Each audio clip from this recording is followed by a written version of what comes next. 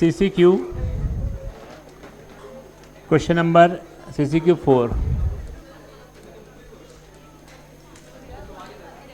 Fluids.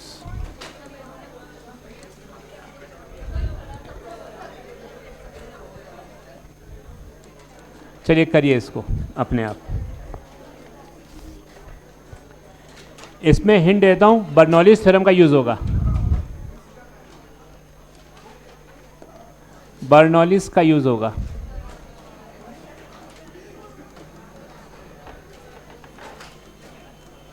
चलिए करिए। Bernoulli's का पहला क्वेश्चन अपन कर रहे हैं।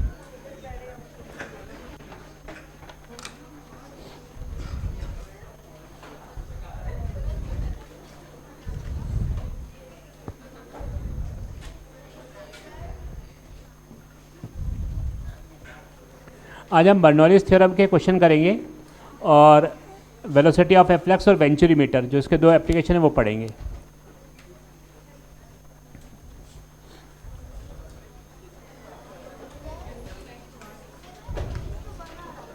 फोर इस टू वन आ रहा है।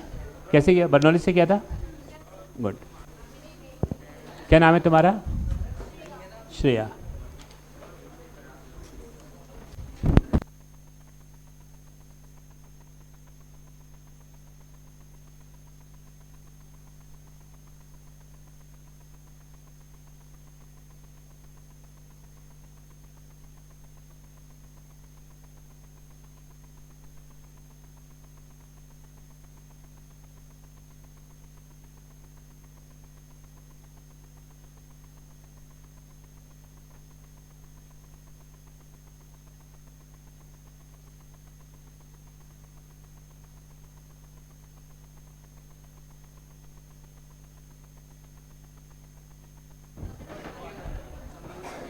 आ गया?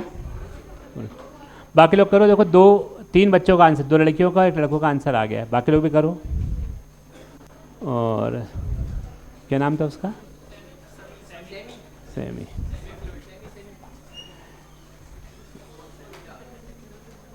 चलो सेमी, बताओ कितना आंसर आया तुम्हारा? सही नाम बोला ना मैंने आज? समी। तो सेमी क्यों बोल रहे हो? समी। ओके, अब समझ में आ गया सब।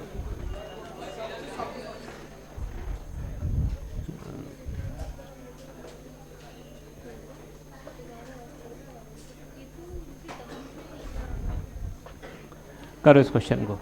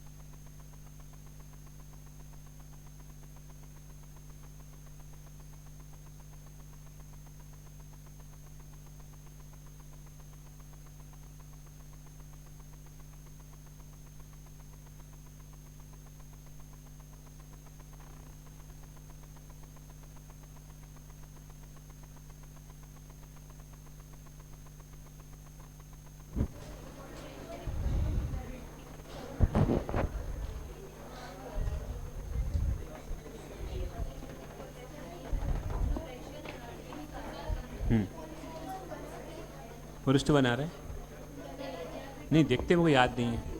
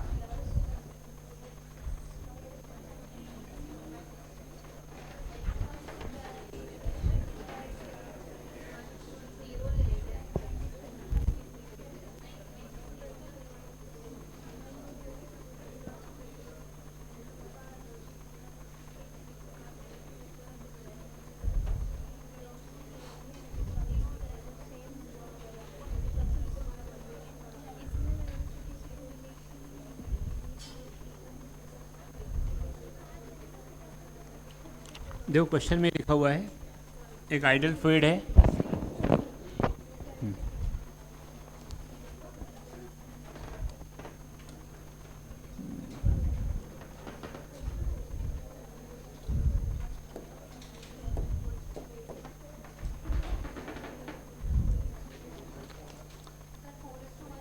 फोरेस्ट वन आएगा क्या मतलब? आया, ठीक है, देखते हैं देखते हैं।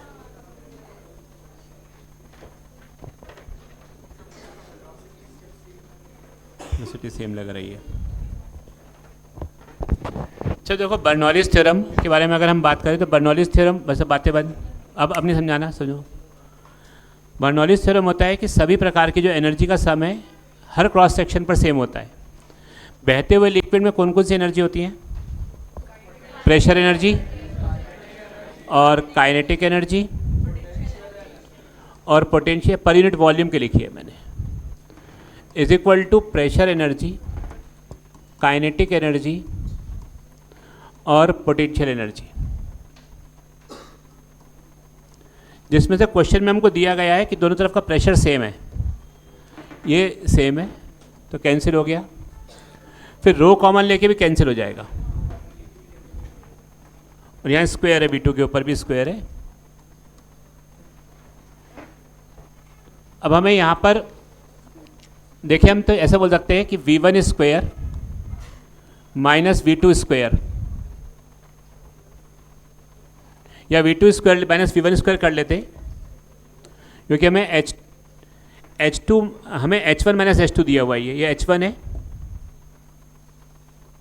ये H1 है और H2। देखो क्वेश्चन में हमें H1 H2 नहीं दिया हुआ है, हमें H1 माइनस H2 दिया, चेक करो। जो हमने कल डेरिवेशन देखा था या हमने फार्मूला देखा था, उस फार्मूले में बेटा जो H1 हाइट थी या जो H2 हाइट थी वो ग्राउंड से थी, और क्वेश्चन में ग्राउंड से नहीं दी हुई है, हमें डिफरेंस ऑफ टू हाइट दिया हुआ है, मतलब H1 माइनस H2 दिया हुआ है।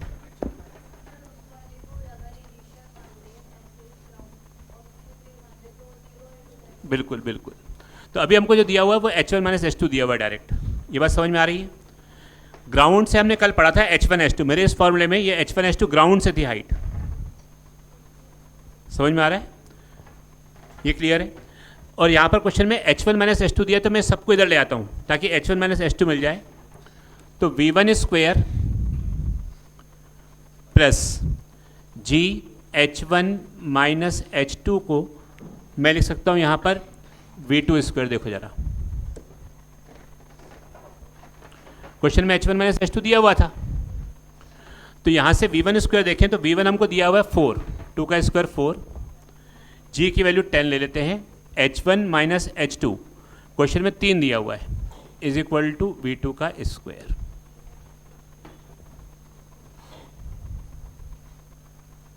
समझ में आ रहा है सब लोगों को? ये यहाँ तक कोई दिक्कत तो नहीं?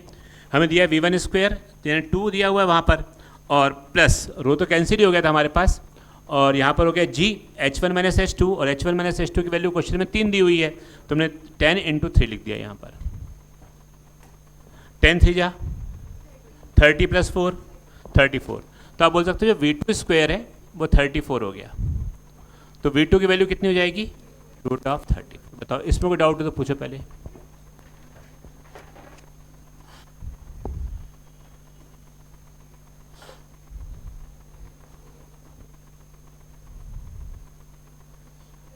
बताएं, इसमें कोई डाउट है?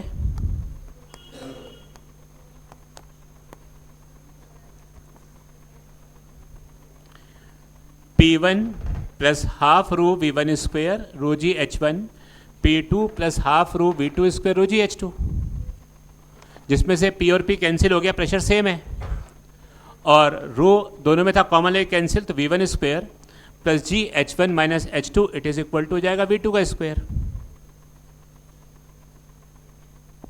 कहाँ डाउट है? समझ में आ रहा है कैसे आया ये V2? अब करो आगे, सिखा दिया मैंने, बाकी तुम्हें करना है।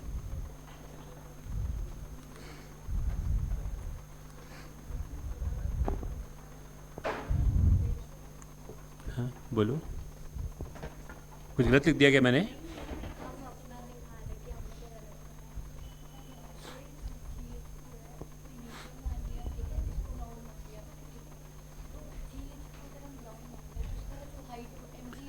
3 तो लिखा है, मैंने भी 3 लिखा है, तुमने भी 3 लिखा है। हाँ तो आंसर 3 आएगा ना फिर। 10 आश में 3 तो आएगा ही। 3 माइनस 0 कितना आएगा?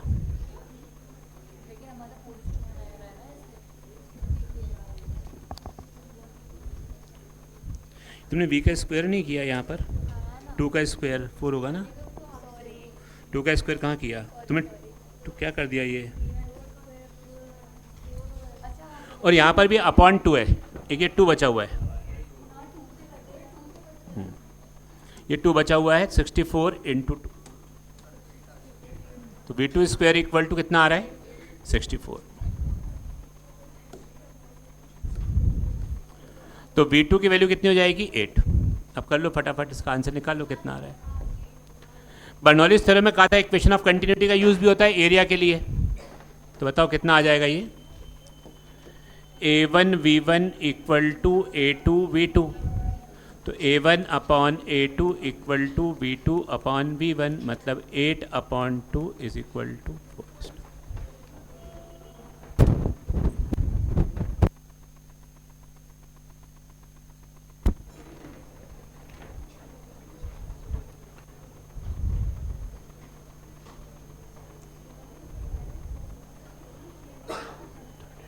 यहाँ पर भी ये v स्क्वायर अपॉन 2 है, तो 32 इंटू 2 आएगा। 32 इंटू 2 64 ऐसा आएगा ना। देखो v1 स्क्वायर अपॉन 2, तो 4/2 2 प्लस 30 32 इंटू 2, ठीक है ना।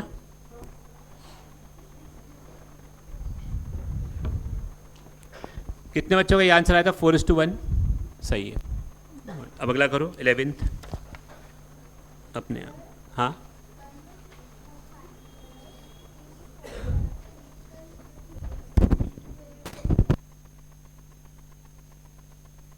नहीं है, करना ऐसे ही है। अगर प्रेशर सेम नहीं होता तब थोड़ी सेट होता वो फिर, है ना। चलिए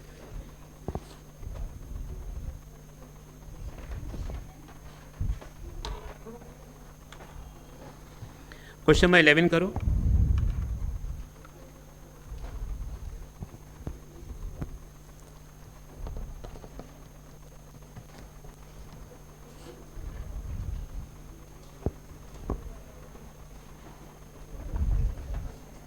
ये करिए।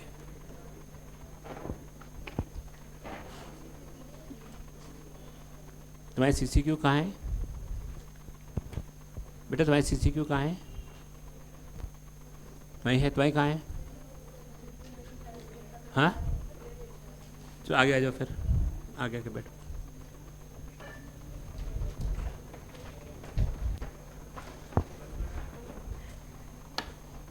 करो फटाफट साथ 11वां नंबर का क्वेश्चन करो,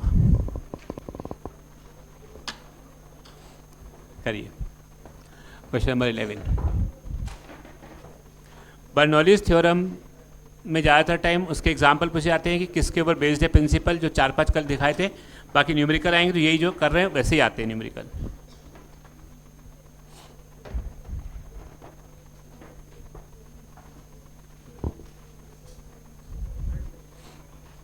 कितना आ रहा है 11 का? 2.9 10⁴ पास्कल देखते हैं।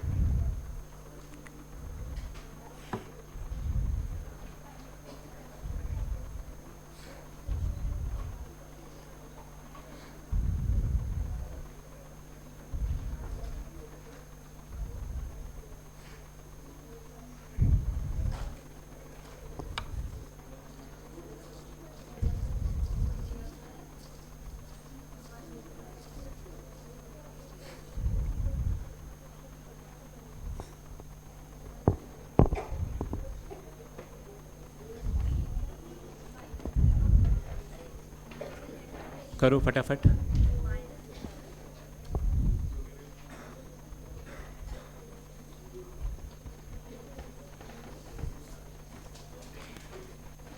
करो।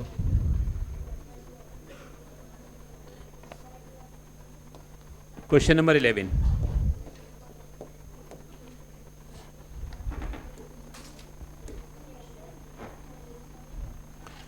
pressure at P, half rho velocity at P का square, rho g height of P, pressure at Q, half rho velocity at Q का square, rho g h of Q. हमें चाहिए pressure difference between P and Q. तो pressure at P minus pressure at Q, half rho velocity at Q का square minus velocity at P का square plus rho g height of Q minus height of P. Pressure at P minus pressure at Q, half rho density पानी है और पानी की density 1000 होती है, दी हुई है हमको क्वेश्चन में।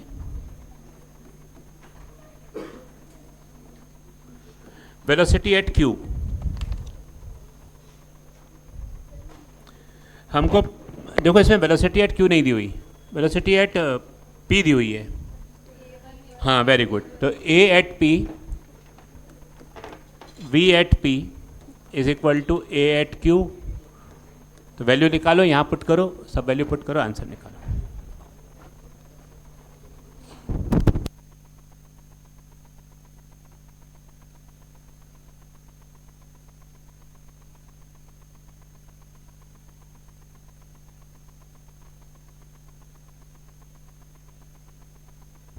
आ गया आंसर, करो करो।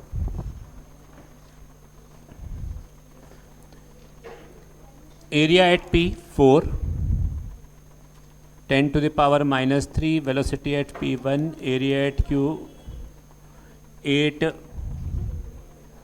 10 to the power minus 3 into velocity at Q. तो velocity at Q equal to 1/2। तो 1/4 minus 1 plus 10 to the power 3 into 10 into height of Q 5 minus 2।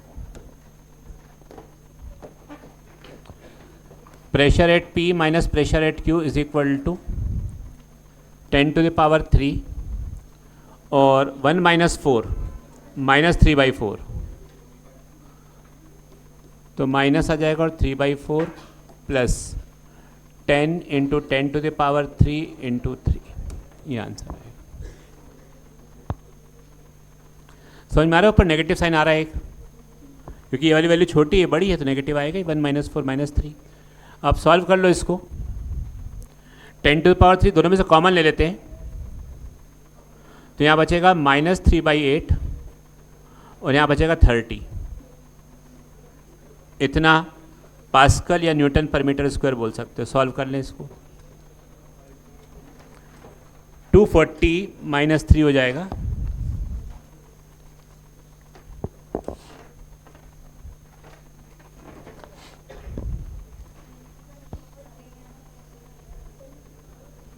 Ten to power 3 दोनों में से कॉमन ले लिया मैंने वाटर की डेंसिटी को।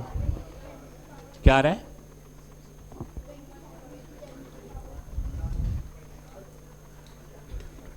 माइनस करना है, माइनस कितना? 21 आएगा ना। 240 - 3, 240 - 3, 237/8 ऐसा है, ये आएगा। देखो 237/8।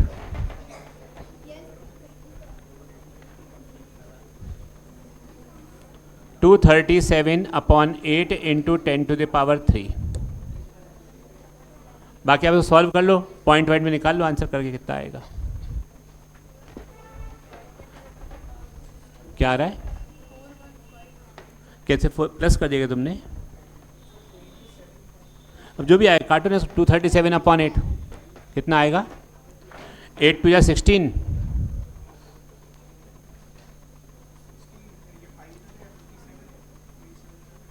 8 × 7 = 56 पॉइंट 1 × 10 to the power 3 ऐसा बोल सकते। चलो ठीक है, अप्रॉक्स, ये अप्रॉक्स आंसर है।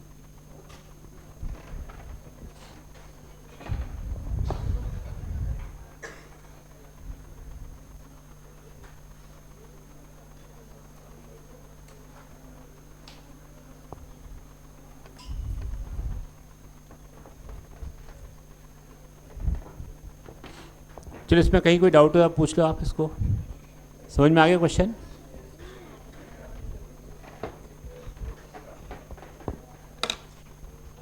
करो, अगले पेपर में नंबर अच्छे लेकर के आने। इस बार तो हो गया कमाल, धमाल लगा दिया तुमने बहुत सारा इस बार पेपर में। जिनका ये हो गया 12th करेंगे, क्वेश्चन नंबर 12।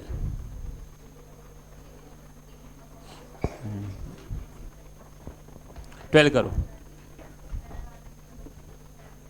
कितना है डिवाइड करने भी आ रहा है उसने बोला 27.1, एक बच्चे ने बोला, मैंने वही लिख दिया। 29 पॉइंट आ रहा है।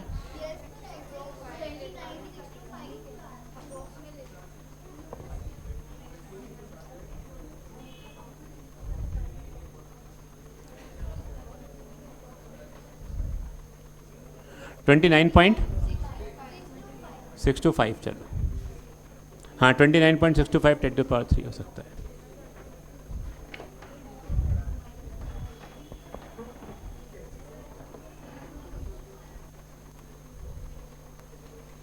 हाँ सही बोल रहे हो, यही आएगा, डिवाइड करने भी यही आएगा।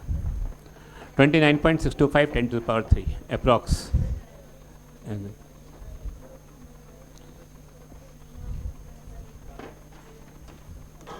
अब तुमको ये भी सिखाना पड़ेगा क्या? 8 2 जा 16,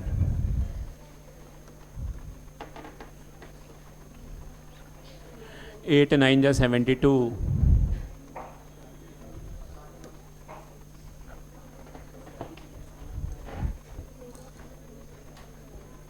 ठीक है। चलो 12 करो फटाफट।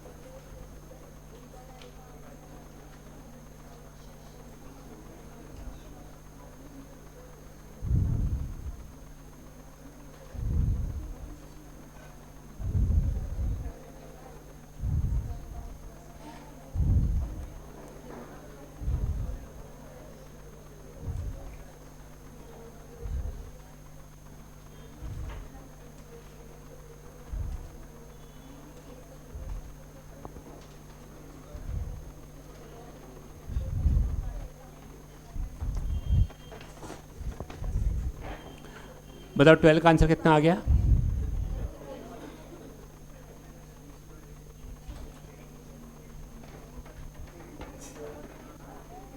ट्वेल्व कर लो फटाफट।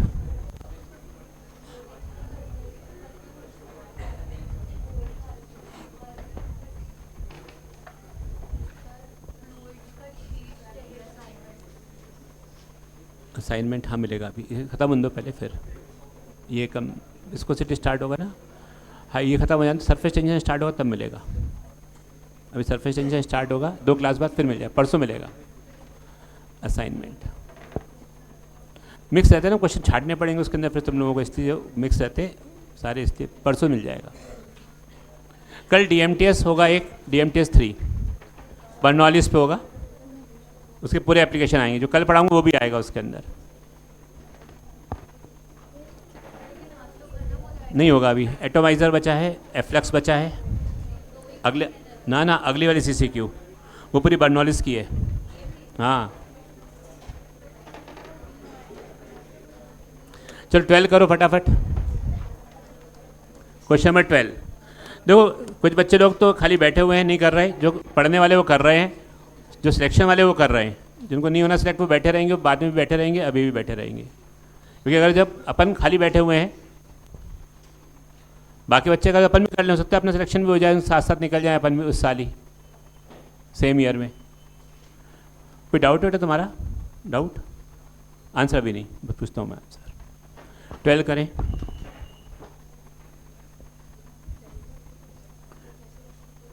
डेल्टा P मतलब प्रेशर डिफरेंस।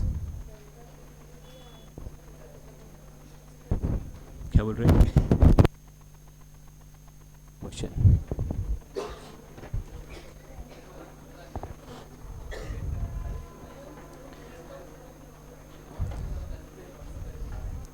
हमें डायरेक्ट प्रेशर डिफरेंस दिया हुआ है P1 माइनस P2।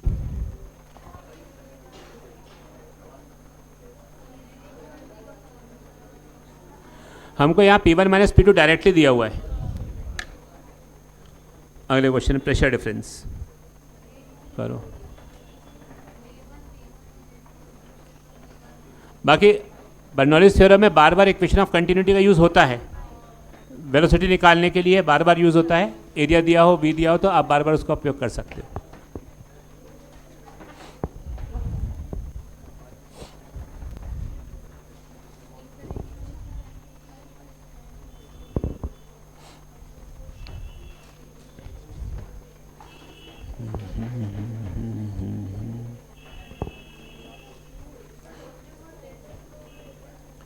वॉल्यूम पर सेकंड रेट ऑफ फ्लो होता है। वॉल्यूम रेट ऑफ फ्लो नहीं होता, वॉल्यूम पर सेकंड रेट ऑफ फ्लो होता है। वॉल्यूम अलग है, वॉल्यूम पर सेकंड रेट ऑफ फ्लो होता है। देखो रेट ऑफ फ्लो आपको निकालना है, तो रेट ऑफ फ्लो का मतलब होता है बेटा या तो A1 V1 निकाल लो या A2 V2 निकाल लो।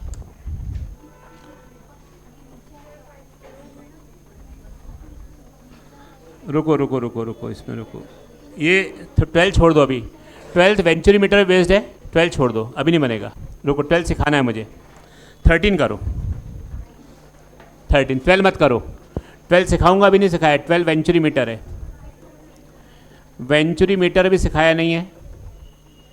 एक क्वेश्चन आ गया एक्स्ट्रा, सिखाऊंगा मैं अभी। 13 करें। हाँ, which of the following is not based on Bernoulli's principle. चलो बताओ, एटोमाइजर बर्नौलीज पे बेस्ड है क्या? पक्का? अच्छा, और मैग्नस इफेक्ट और फ्लोटिंग ऑफ बोट, ये बर्नौलीज पे बेस्ड है कि बर्नौलीज पे बेस्ड है या बायंसी पे बेस्ड है? बायंसी अलग है और बर्नौलीज थ्योरम अलग है। बायंसी अलग है, बायंसी मतलब Archimedes principal. Floating of boat based on Archimedes principal, लिख लो वहाँ पर। कोई भी चीज़ का फ्लोट होना, कोई भी चीज़ का फ्लोट होना डिपेंड्स ऑन आर्किमिडीज प्रिंसिपल। और वेलोसिटी बढ़ना, प्रेशर कम होना, वेलोसिटी कम होना, प्रेशर बढ़ना बेस्ड ऑन बर्नौलीज थ्योरम। अब इसमें एक वर्ड और लिखा है सिफन। क्या होता है सिफन? क्या होता है? और तुम्हें एक तुम घर जाके एक्सपेरिमेंट कर भी सकते हो इसको। सुनो, मान लो ये कंटेनर है, ये एक बॉटल, इस बॉटल में पानी भर दो, पूरा भर लिया तुमने, और एक और बॉटल,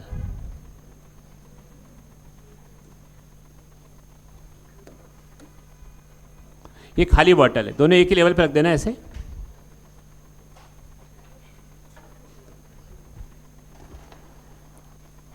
अब मुझे एक पाइप डाल करके, एक पाइप को इसमें डालना है,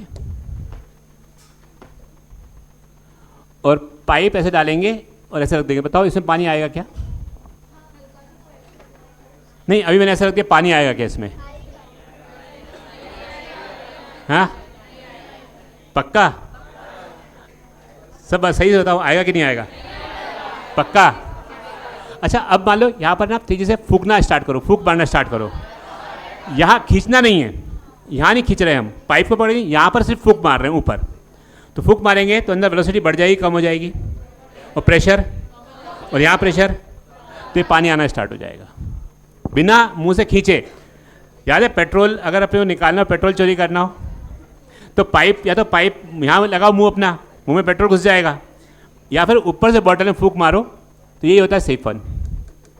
ऐसी डिवाइस को बोलते हैं सिफन, कि एक से दूसरे में। तो ये किसके ऊपर बेस्ड है? आर्किमिडीज प्रिंसिपल या बर्नौलीज थ्योरम? आपने वेलोसिटी बढ़ाई, प्रेशर कम हो गया, चाहो तो सिफन का डायग्राम बना लो अपनी कॉपी में, हैं? बर्नौलीज थ्योरम में बेस्ड है। थर्ड तो फ्लोटिंग ऑफ बोर्ड आर्किमिडीज था। 14 करो, 14।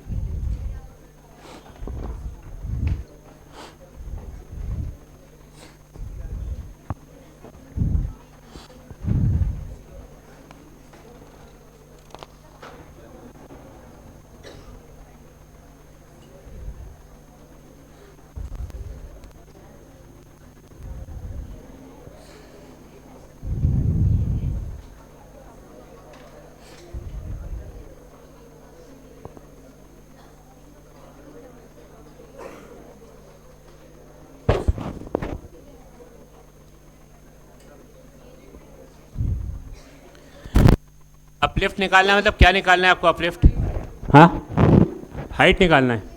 देखो लिखा है अपलिफ्ट निकालना है हमको। अभी मालूम कैसे, कभी कभी ऐसे कोई टर्म आ जाते हैं, सुनो, कि मालूम नहीं रहता क्या चीज़ है अपलिफ्ट। तो आपको ना आंसर में यूनिट देखना चाहिए कि यूनिट क्या है। उस यूनिट को देख के मालूम पड़ जाता है क्या निकालना है। देखो यूनिट क्या दिखी है अपलिफ्ट की? किलो। किलो मतलब तो थाउजेंड, और उसके आगे जो लिखा है वो न्यूटन है। मतलब न्यूटन में क्या चीज़ होती है? फोर्स। मतलब आपको फोर्स निकालना है, ठीक है। यूनिट देख के मालूम पड़ जाता है हमें क्या निकालना है। किलो न्यूटन मतलब 1000 के फॉर्म में निकालना है, और न्यूटन करें।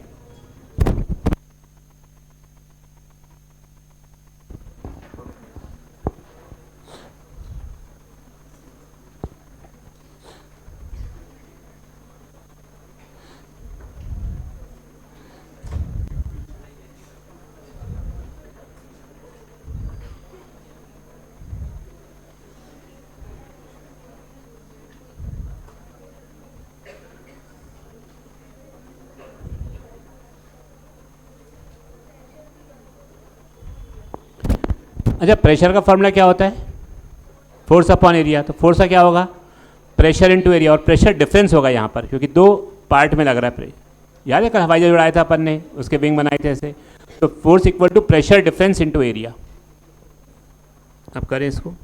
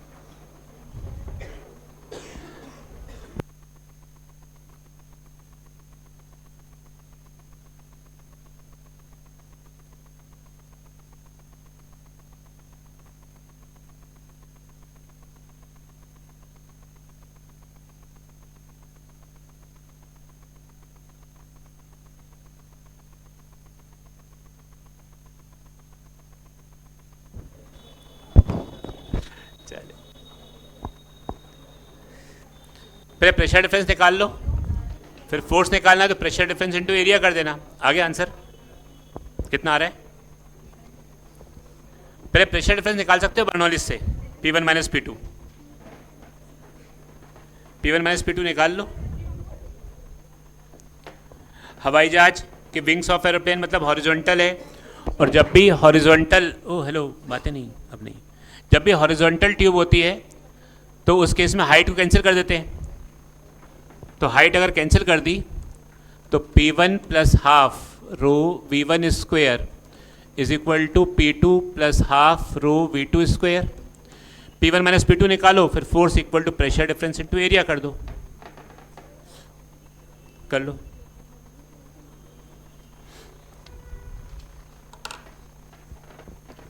क्योंकि हाइट तो कैंसिल हो जाएगी, विंग्स पर सेम हाइट पे होते हैं। जब हॉरिजॉन्टल ट्यूब होती है तो हाइट कैंसिल हो जाती है, ठीक है ना। तो विंग्स हॉरिजॉन्टली तो है, तो उस जगह H1 H2 कैंसिल हो जाएगा दोनों एंड का। करो, कर लिया। कितना आया? 4.86 किलो न्यूटन। तुम्हारा नाम क्या है बेटा? चलो जो भी है, फर्स्ट आंसर ये आया एक बच्चे का 4.86 किलो न्यूटन। ओल्ड बैच के बच्चे आंसर दे सकते हैं इसके अंदर जो आपका आ रहा है।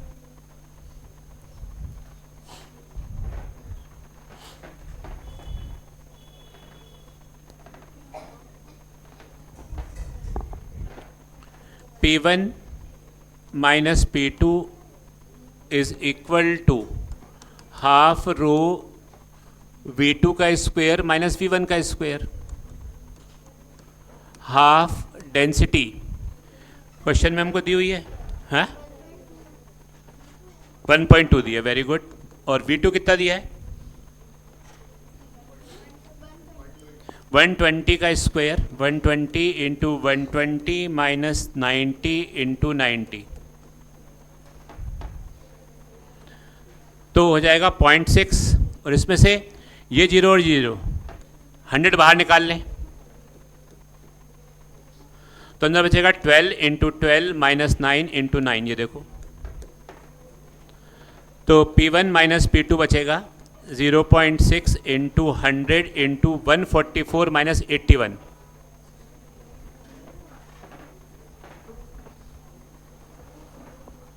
कितना बचेगा 144 माइनस 81, 19 प्लस 44 कितना 63।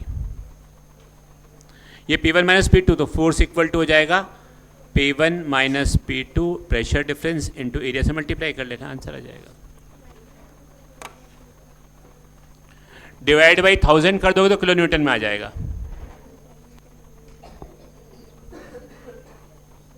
निकाल लो आंसर फटाफट।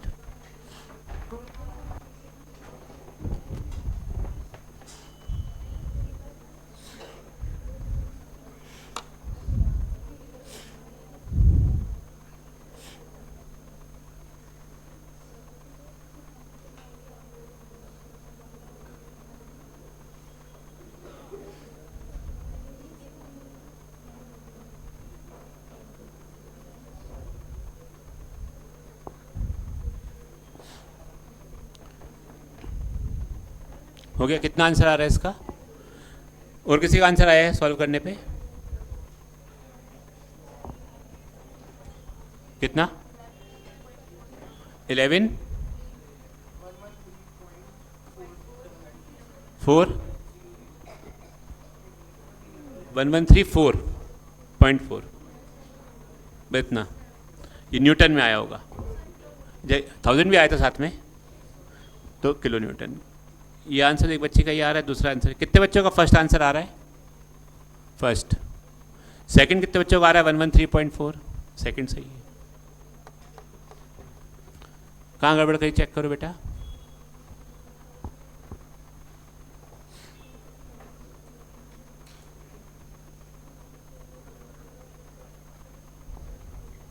देखो कहाँ गड़बड़ करी है।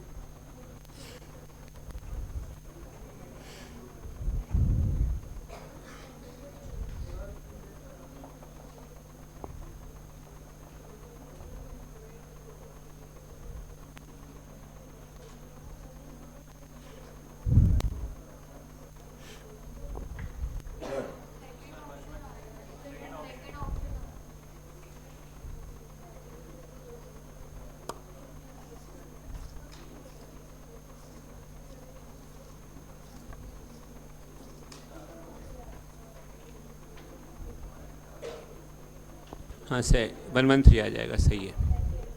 समझ में आ गया ना क्वेश्चन ये? ठीक है। अगर बर्नौलीज थ्योरम पे क्वेश्चन आए ना, हाँ क्या आ रहा है 0.5 इसके आगे, हाँ ठीक है, जो भी आएगा आगे निकाल लेना। अगर बर्नौलीज थ्योरम पे क्वेश्चन आए तो यही आएंगे, ऐसे क्वेश्चन आते हैं बर्नौलीज के ऊपर।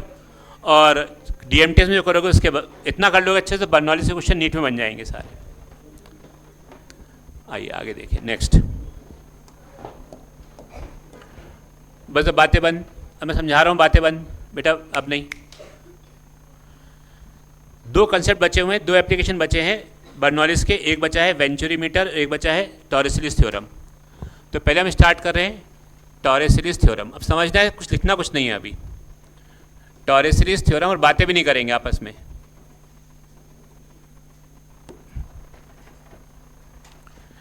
कभी कभी डायरेक्ट असर्शन रीजन वाला क्वेश्चन आता है टॉरसली के ऊपर, बेटा अब छोड़ दो, कॉपी निकाल लेना घर पे, आंसर वो आ गया, आंसर रख दो, नया टॉपिक स्टार्ट करें।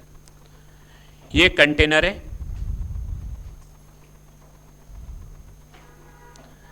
इस कंटेनर में लिक्विड भरा हुआ है,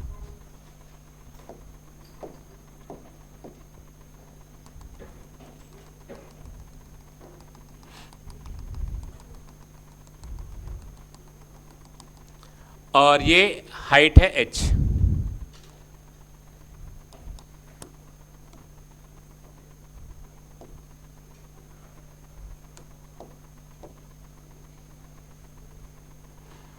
यहां पर बीच में हमने एक होल कर दिया इसके अंदर,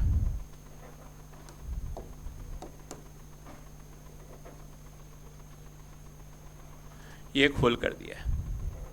होल सर्कल भी हो सकता है, स्क्वायर के फॉर्म में भी हो सकता है, और मान लो ये जो डेप्थ है यहां से, ये डेप्थ है स्मॉल h।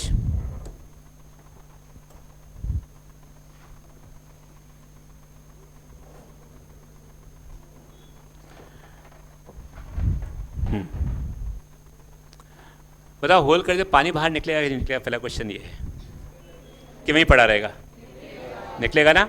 अच्छा अब देखो पानी बाहर निकल रहा है, देखना यहाँ ध्यान से। तो जो होल किया ना बेटा, इस होल को एक स्पेशल नाम दिया गया फिजिक्स में, इसको बोलते हैं ओरिफाइस।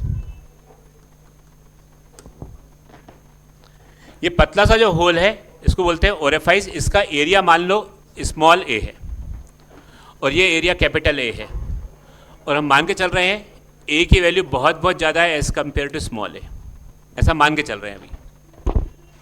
वो छोटा सा होल किया, एकदम पिन मारा बॉटल के अंदर और होल कर दिया। जब पानी बाहर निकलेगा तो पानी ऐसे बाहर निकलेगा, यहां से पानी बाहर निकला ऐसे। तो जो बाहर निकलेगा इसकी जो वेलोसिटी होगी बाहर निकलते समय, पानी बाहर निकल रहा है, इसको हम बोलते हैं एफ्लक्स।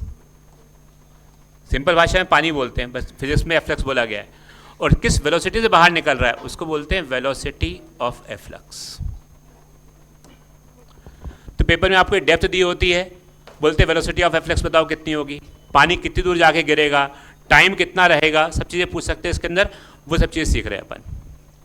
ओरिफाइस मतलब क्या है? छोटा सा होल।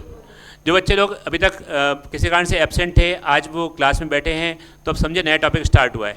अच्छे से समझो बेटा, खासकर जिन बच्चों के पेपर चल रहे थे वो ध्यान दें यहाँ पर, जो छूट गया बाद में करेंगे अपन उसको, क्योंकि अब नई CCQ आएगी, CCQ 5 जो भी नंबर है उसमें इन सब के ही क्वेश्चंस रहेंगे, तो उसको ढंग से पढ़े। इसमें एक छोटा सा होल मैंने कर दिया, वो है ओरिफाइस। इसमें जो पानी बाहर निकल रहा है उसको हम बोलते हैं एफ्लक्स, और हमें निकालना होता है वेलोसिटी ऑफ एफ्लक्स। हाथ नीचे रख के बैठेंगे सब बच्चे, हाथ ऊपर नहीं रहते, हाथ नीचे रखो। वेलोसिटी ऑफ एफ्लक्स कितनी है वो हम निकाल रहे हैं। अब समझना इस चीज़ को, लगाना यहाँ पर बर्नौलीज थ्योरम ही है। यहाँ पर लग रहा है मान लो प्रेशर एटमॉस्फेयर का P0 इस पानी पर, और जो पानी बाहर निकल रहा है उस पानी पर भी अगर हम देखें ध्यान से, तो यहाँ पर अगर एटमॉस्फेयर प्रेशर लग रहा है तो जो पानी बाहर निकल रहा है उस पर भी एटमॉस्फेयर प्रेशर ही लग रहा है। तो P1 ये फर्स्ट पॉइंट है और ये second point. P1 plus half, मान लो यहाँ पर वेलोसिटी नीचे गिरने की पानी की V1 है और निकलने की ये V2 है, तो half rho V1 square plus rho g, जहाँ से हम रेफरेंस लेते हैं उसको ओरिजिन मान रहे हैं, ये रेफरेंस है ये origin, half rho V1 square plus rho g H. दिख रहा है क्या ऐसा? यहाँ से जो हाइट है, जहाँ पर हम कैलकुलेशन करने वाले सेकंड पॉइंट का, वो यहाँ पर डिफरेंस कितना है हमारा h के बराबर। फिर से मैं बोल रहा हूँ, यहाँ प्रेशर कितना P0, वेलोसिटी कितनी, और ये अगर रेफरेंस पॉइंट में मान लूँ तो पोटेंशियल एनर्जी हो जाएगी रो जी एच के बराबर। मैंने इसको रेफरेंस पॉइंट मान लिया है। रेफरेंस पॉइंट नीचे भी हो सकता है, रेफरेंस पॉइंट कुछ भी हो, आंसर सेम आएगा हर बार। अभी रेफरेंस पॉइंट मैंने इसको माना हुआ है कि ये रेफरेंस है। बताओ यहाँ तक कुछ डाउट है किसी को? अब जब लिक्विड बाहर निकला तो बताओ क्या इक्वेशन लगाऊंगा? लिक्विड बाहर निकला यहाँ से तो यहाँ प्रेशर कितना है, पी नॉट प्लस आगे बोलो हाफ रो V2 का स्क्वायर प्लस 0, क्योंकि रेफरेंस इसको माना है ना मैंने, जिसको रेफरेंस माना है वो वहां पर पोटेंशियल जीरो। ये वाली हाइट भले देखिए हम h माइनस एच होगी, बट हमने इसको रेफरेंस नहीं माना, रेफरेंस मैंने इसको माना है, तो हम यहां पर इसको ले सकते हैं जीरो। क्या ये पी नॉट और पी नॉट कैंसिल कर दूं, और यहां पर रो और रो भी कैंसिल कर देते हैं। और क्योंकि जो a है बहुत बहुत बड़ा है एज कंपेयर टू छोटा है, तो V1 is very very less हो जाएगा एज कंपेयर टू V2। तो इसको हम इसकी तुलना में नेग्लेक्ट कर सकते हैं, कैलकुलेशन इजी करने के लिए नेग्लेक्टेड। तो हम नेग्लेक्ट कर दूं तो क्या लिख सकता हूं, GH is equal to half V2 का स्क्वायर, या जो V2 की वैल्यू है क्या हो जाएगी, अंडर रूट ऑफ 2G। कौन सा, V1 नेग्लेक्टेड, शाबाश। ये V1 बहुत छोटा है, 0.000001 का स्क्वायर और छोटा होगा, डिवाइडेड बाय 2 और छोटा होगा, तो पूरी टर्म नेग्लेक्ट होती है। समझ में आ रही बात। तो जो V2 की वैल्यू है कितनी आ गई हमारे पास, under root of 2GH। What is V2,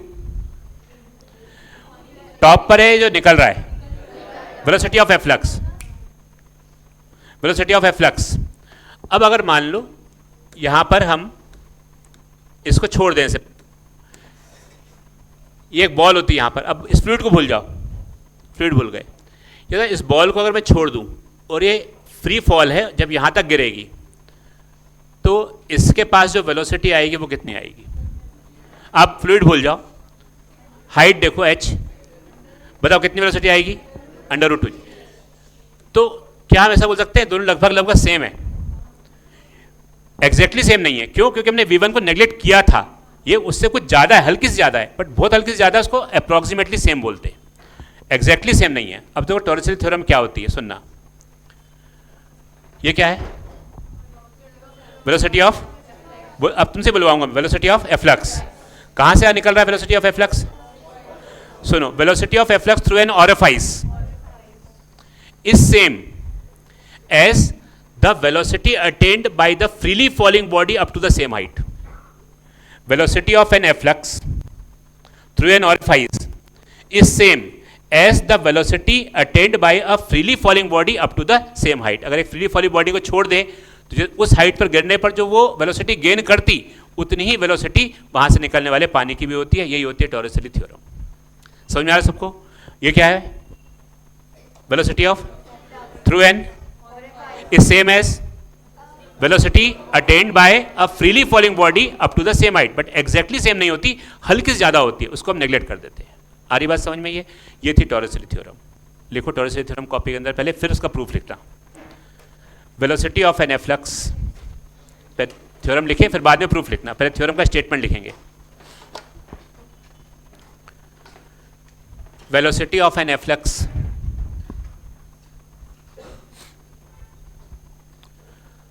through an orifice velocity of an efflux through an orifice is same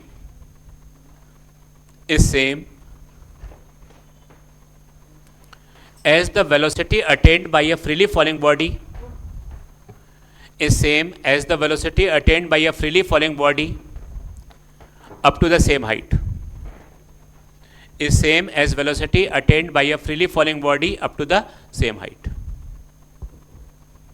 ठीक है, क्लियर हो गया ये। अब इस डेरिवेशन को लिख लो, ये कैसे हुआ आया, फिर इसमें क्या क्या वैरायटी बन सकती है, वेलोसिटी ना नेग्लेक्ट करके भी, वो सब सिखा रहा हूं मैं। अभी हम नेग्लेक्ट की है, नहीं नेग्लेक्ट करेंगे तो क्या पॉसिबिलिटी बनेगी, वो सब सीखेंगे।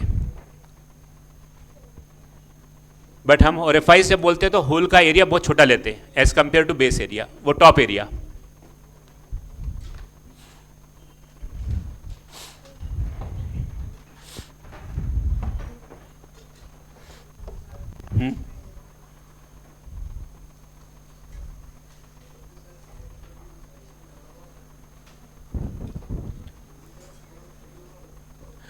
इस सरफेस पर प्रेशर, इस सरफेस पर प्रेशर इस पानी पर, और बाहर निकलते हुए पानी पर, ये भी वाला पानी और ये बाहर निकलता हुआ, अंदर वाला नहीं, हम बाहर निकलते हुए पानी के ऊपर कैलकुलेशन कर रहे हैं, अंदर वाले पानी पे नहीं कर रहे। ठीक है समी, अब सही नाम बोला मैंने, अभी सही नहीं बोला समी, मैंने याद करा एक शॉर्ट ट्रिक से, समीर से समी याद कर लिया मैंने।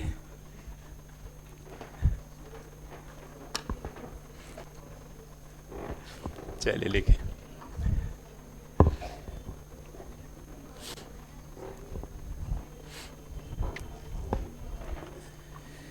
समी क्लियर हो गया? वो जो प्रेशर में लिया है पानी के ऊपर लिया है, बाहर निकलते हुए पानी पर, और बाहर निकलते हुए पानी पर खाली एक ही प्रेशर है।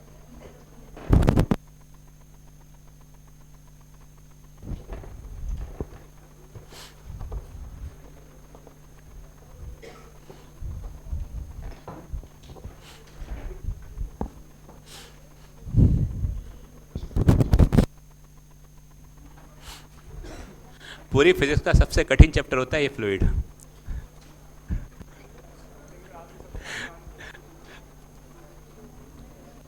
और क्वेश्चन इसमें से एक आता है, और वो भी ऐसा आता है प्रिंसिपल ऑफ बर्नौलीज थ्योरम। कई बार तो ऐसा क्वेश्चन आया, एक बार तो आया था, बोला एटोमाइजर बेस्ड ऑन, बस खत्म एक क्वेश्चन।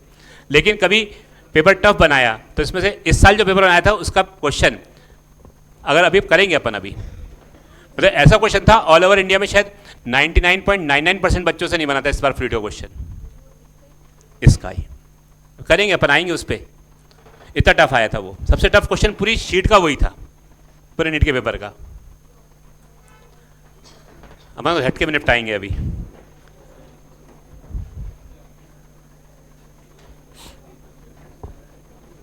बाकी सबसे आसान भी इसी में से आता है, मैंने इजी से बताया, सबसे आसान अभी तक इसमें से आता था, इस बार ही सिर्फ सबसे टफ आया है। इतना टफ क्वेश्चन आया था कि मैक्सिमम बच्चे छोड़ करके आए थे उस क्वेश्चन को, 1% शायद करके आए हूं, तो क्योंकि मैं 1-2 का सही भी हो गया।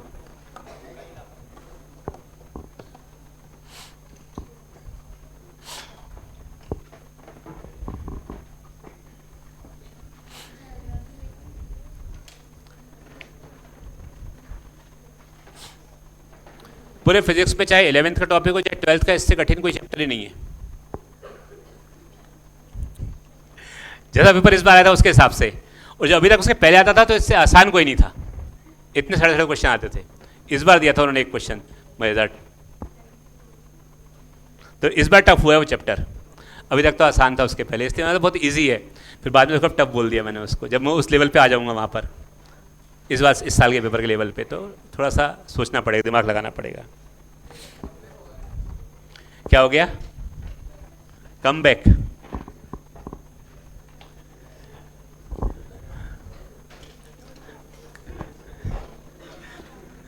तुम्हारा कम बैक हो रहा है, चलो है क्या हो रहा है? कम बैक कैसे? क्या ये क्या किया तुमने? इसका मतलब क्या होता है? कम बैक इसको बोलते हैं क्या? तुमने कुछ ऐसा से किया अभी, कम बैक। तुम्हारा नाम क्या है? अम्बानी से कम बैक। अच्छा कम बैक, आ जाओ वापस आ जाओ। तुम तो अम्बानी बन गई हो पूरी, हैं? क्या नाम क्या है तुम्हारा? है मदीहा, हाँ मदीहा उर्फ अम्बानी। काश बोलना बन जाऊँ मैं अम्बानी टाइप, बोला तो सर आपकी बात सच हो जाए, मैं भी उतनी बन जाऊँ। कम बैक, चलिए समझ में आ गया सब लोगों को ये? गुड। फिजिक्स का यूज़ मालूम है ना कहाँ होता है? डॉक्टर बनते तो कहाँ पर यूज़ करते फिजिक्स का? है हाँ हाँ, इस बर्नौलीज थ्योरम का यूज़ डॉक्टर बनने के बाद कहाँ करोगे? पता नहीं,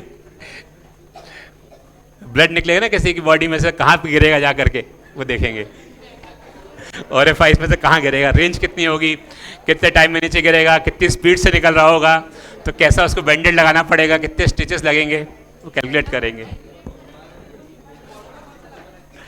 फार्मूला कौन सा लगाएंगे? चलो अब हो गया ये, अब सुनो, ठीक है, देखो अब है ना, थोड़ा सा मैं इसका आगे, थोड़ा सा लेवल इसका आगे बढ़ा रहे हैं।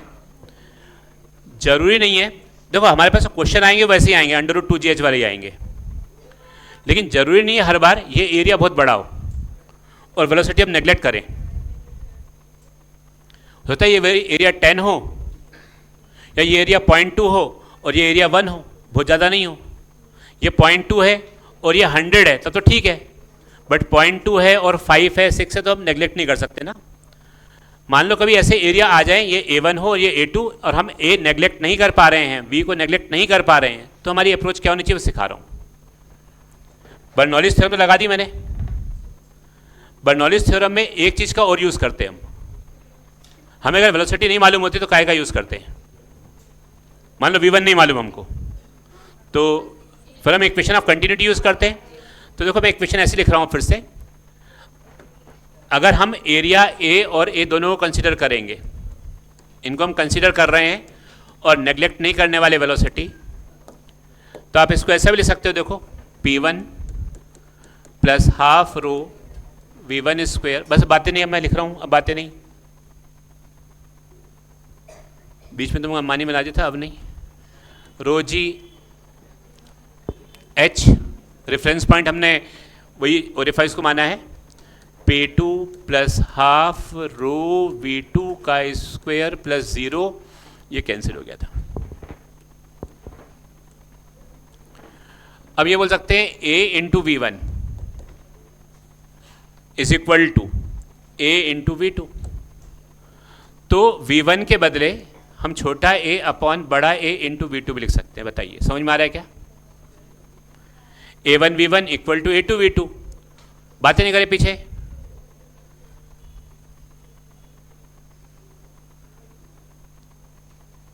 तो ऊपर सबसे बड़ा एरिया A था, वहां वेलोसिटी मैंने V1 मान ली है, और जो ओरिफाइस है उसका एरिया छोटा a है, वहां वेलोसिटी V2 मान ली है, तो A1 V1 equal to A2 V2।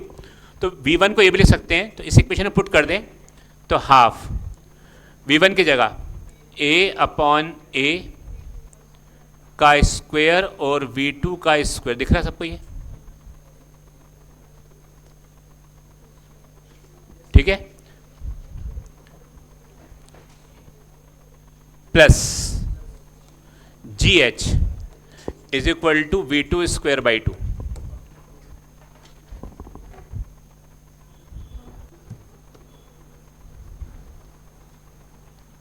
Clear है ये?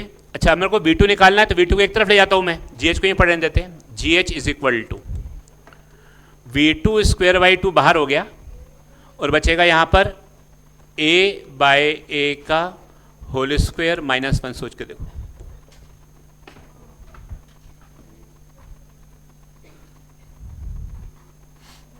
अदला बदली,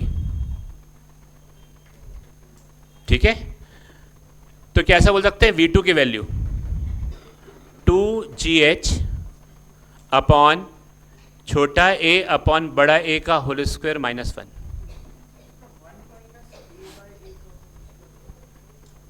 वन कैसे आएगा? मैंने इसको यहीं पढ़े रहने दिया और इसको यहां ले आया। अच्छा, 1 माइनस आएगा, हाँ 1 माइनस आएगा, ओके, ये वाला बोल रहे हो ना? ठीक है, GH को यहीं पढ़े, 1 माइनस आएगा, बिल्कुल सही है। 1 माइनस छोटा a अपॉन बड़ा A का होल स्क्वायर।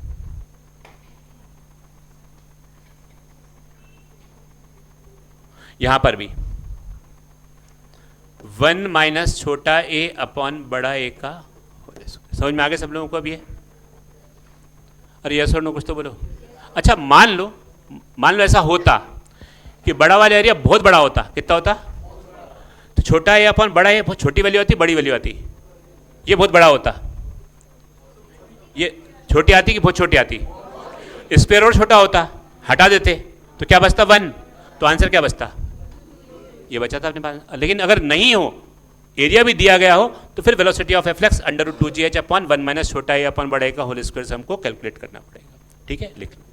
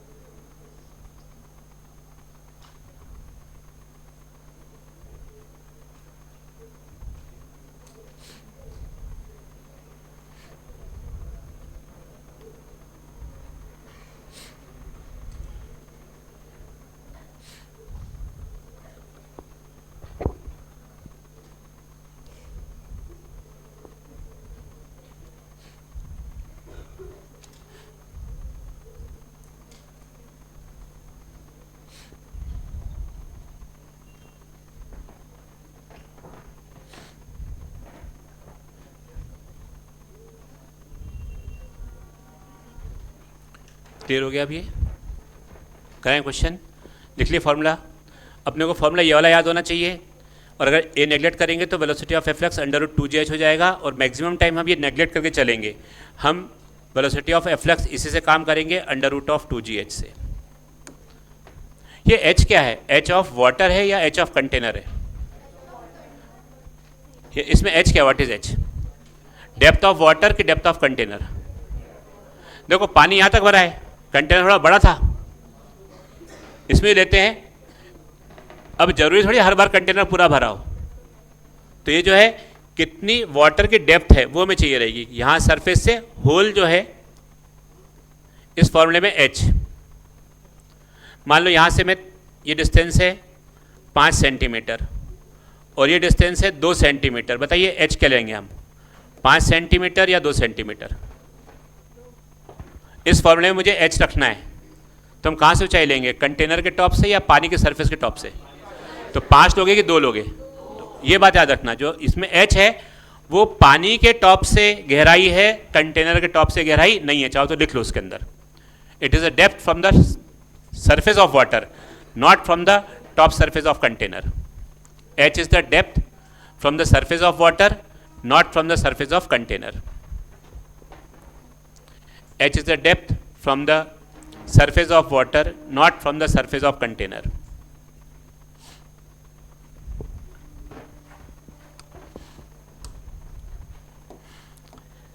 चलो एक ऐसी कॉमन सेंस से पूछे क्वेश्चन,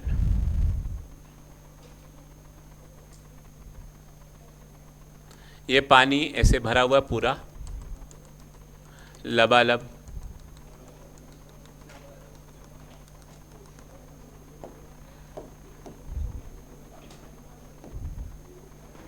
आइए समझे। मैंने यहां से 2 सेंटीमीटर की ऊंचाई पर एक होल कर दिया, तो पानी निकलेगा, कुछ रेंज रहेगी, गिरेगा। यहां से 2 सेंटीमीटर की गहराई पे भी एक होल कर दिया, पानी यहां से भी निकलेगा, कुछ रेंज रहेगी। पानी निकला, नीचे गिरा, पानी निकला, नीचे गिरा।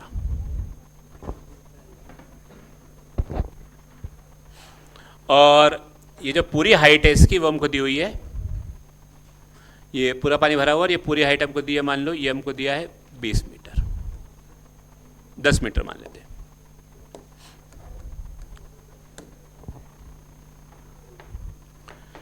दोनों होल में से पानी निकल रहा है, इसका नाम A और इस वाले का नाम है B। बताओ किसका पानी ज़्यादा दूर करेगा, A वाले का या B वाले का? रेंज A की ज़्यादा होगी या B की ज़्यादा होगी? आओ देखते हैं अपन, है ना, समझते हैं इसको। देखो इधर बोर्ड पे, मान लो यहां से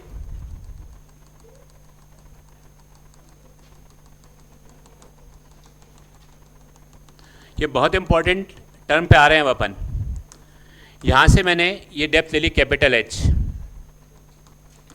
और यहां से H गहराई पर एक होल कर दिया, पानी नीचे गिरा, और ये रेंज हमको निकालनी है x। तो हमें अगर हॉरिजॉन्टल रेंज निकालनी होती है प्रोजेक्टाइल में, तो horizontal velocity into time of flight, horizontal velocity √2gh होगी। देखो जरा, ये हाइट हम स्मॉल h लेके चल रहे हैं इसको, तो √2gh into time of flight √2h/g। तो ऐसा होगा क्या, कितने टाइम में नीचे गिरेगा? तो जो हाइट से गिर रहा होता है वाली हाइट लेते हैं, निकलने वाली होगी √2g इंटू स्मॉल h, और टाइम ऑफ फ्लाइट का हो जाएगा 2h/g, और h जिस ऊंचाई से वो गिरा था, तो जो ऊंचाई से गिरा था वो h - h है। समझ में आ रहा है? क्या मैं इसको ऐसे रख सकता हूं, यहां से ये g और g कैंसिल कर दें, और 2 अंडर रूट में छोटा h इंटू h - h। ये क्या निकला, टाइम ऑफ फ्लाइट है कि रेंज है? टाइम ऑफ फ्लाइट है कि रेंज है? अच्छा, मैं पूछता हूं यहां से बताओ, जो ए से निकला है इसकी रेंज क्या होगी? तो 2 अंडर रूट h, h कितना है? बोलो 2, और h माइनस एच कितना हो जाएगा? ये 10 है पूरा, कितना हो जाएगा? 10 माइनस 2 कितना होगा? 8। सब मीटर है, ये भी मीटर है, इसको भी मीटर कर दो। अब बोलो वो कितना हो गया? 8। तो 8 टू जा 16 का अंडर रूट, तो रेंज ऑफ ए कितनी होगी बताइए? 2 इंटू 4, क्या 8 मीटर? यस और नो? अब रेंज ऑफ बी निकालते चलो, रेंज ऑफ बी। तो 2 तो आएगा ही, ये डिस्टेंस कितना? ये बोलो ये डिस्टेंस कितना? तो क्या 8 इंटू 2 आएगा? 16, 4, फिर 8 मीटर आ जाएगा। बताओ कौन सी रेंज ज़्यादा है, ए की बी की? तो अगर ऊपर से रेंज, ऊपर से हाइट और नीचे से हाइट सेम हो तो ये वाली हाइट भी ऑटोमेटिक सेम हो जाएगी, तो कोई भी रेंज में फर्क नहीं रहेगा, दोनों की रेंज कैसे रहेगी? सेम। याद करो projectile motion, complementary angle 30 degree और 90 माइनस 30 पर रेंज सेम थी, ऐसे यहां पर 2 और 10 माइनस 2 दोनों पे रेंज कैसे रहेगी? सेम। 2 और 10 माइनस 2 मतलब हो जाएगा यहां से ऊंचाई 8। तो अगर कभी ऊपर से गहराई और नीचे से गहराई सेम हो तो आपका आंसर सेम आएगा। अच्छा अगर ऐसा होता, ये 3 होता, तो बताओ सेम होता क्या अलग होता? तब अलग अलग होता। बट अगर ऊपर से गहराई और नीचे से ऊंचाई सेम हो तो दोनों की रेंज कैसी होती है? सेम। लिख लो रेंज का फॉर्मूला और एक क्वेश्चन लिख लो। रेंज ऑफ प्रोजेक्टाइल कितनी होगी? Time of flight. अच्छा टाइम ऑफ फ्लाइट दोनों का सेम रहेगा अलग अलग रहेगा? टाइम ऑफ फ्लाइट अलग अलग आ जाएगा, बट रेंज कैसे आ जाएगी? सेम। देख लिया।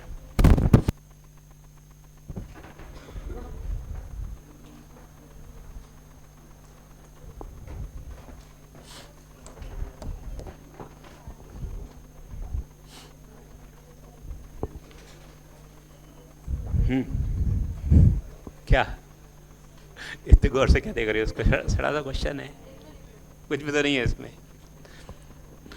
बॉटम से हाइट और ऊपर से हाइट सीधे बैठ जा बेटा, है ना? स्टाइल मत मार, क्लास में स्टाइल नहीं मारना बिल्कुल।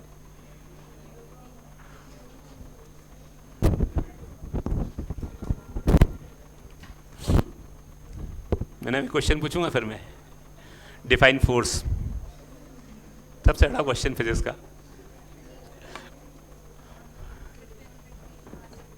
हाँ अरे बाप रे, इतना कठिन क्वेश्चन पूछ रही हो तुम।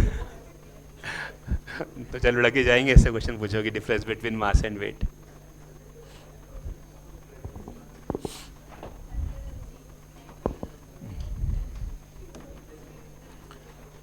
मैंने जब ओल्ड बैच में फ्लूइड चल रहा था तो फ्लूइड के साथ साथ इन लोगों का यूनिट एंड डायमेंशन भी स्टार्ट हो चुका था। तुम्हारा भी 1-2 दिन बाद बीच में जब 2 क्लास होंगी तो एक बार यूनिट डायमेंशन स्टार्ट हो जाएगा, एक में फ्लूइड चलता रहेगा, ऐसा होगा। इनका भी ऐसा चल रहा है, तुम्हारा भी सेम टू सेम वही होगा। 2 chapter start. Units and measurement वो ईजी है, बहुत ईजी है, फ्लूइड जैसा ईजी है।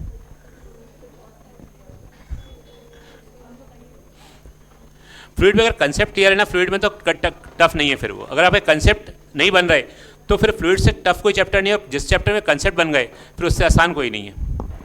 आप कंसेप्ट बनाते चलो। बहुत फ्लूइड चैप्टर को बहुत आराम आराम से पढ़ा रहा हूँ मैं, कहीं पे भी स्पीड मैंने बढ़ाई नहीं है एक बार भी मैंने इसके अंदर।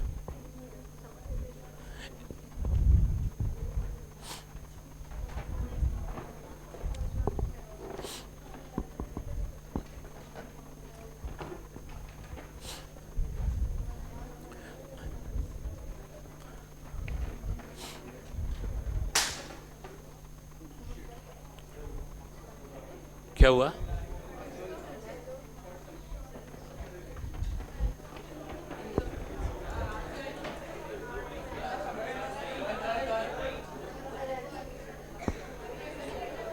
एमसीबी गिरी है क्या? हैं? गिर गई ना? गिर गई क्या? कोई धुआं निकल रहा है क्या? आ रही कुछ? क्या ऐसा क्या कर रही तुम? कुछ दिक्कत वहाँ पर? कुछ निकल रहा है? आग वाग निकल रही है क्या वहाँ से? धुआं? हाँ स्मेल आ रही ना? अच्छा जब ये शॉर्ट अरे अरे अरे रुको रुको, जब शॉर्ट सर्किट होता है तो एक विशेष टाइप की स्मेल आती है।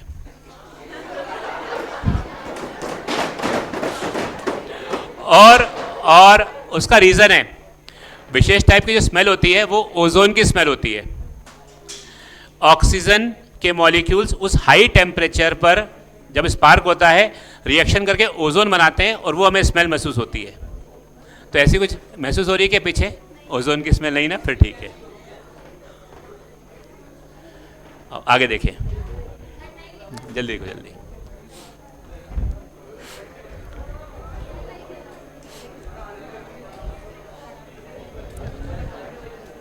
वो स्मेल ओजोन की नहीं जो आ रही है अब तुमको। हाँ बोलो।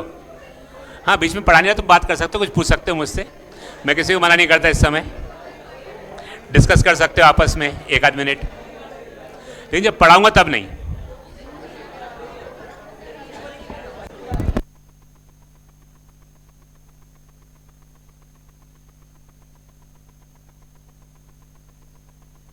अब मजा आ रहा है यार पढ़ाई में, बोला अब सही काम चल रहा है, ये सही ऐसे पढ़ने दिया करो आप हमको। चले अब आगे वापस, बस अब ये देखें वापस, समझे इसको। अब इसी क्वेश्चन में थोड़ा आगे बढ़ते, मैंने मान लो यहां पर होल्ड कर दिया ऐसा। अब बस बातें बन बेटा।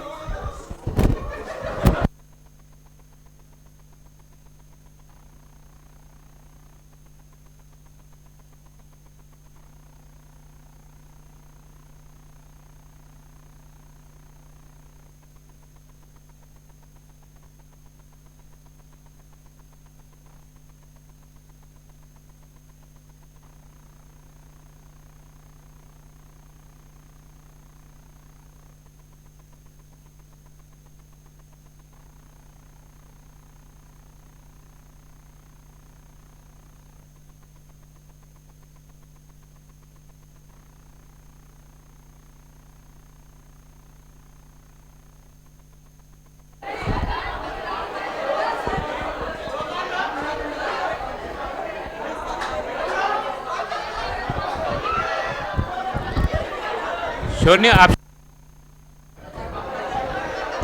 शोर नहीं बचाओ। जितने नजर आओ, देखो यहाँ कहीं शॉर्ट सर्किट हो रहा है शायद।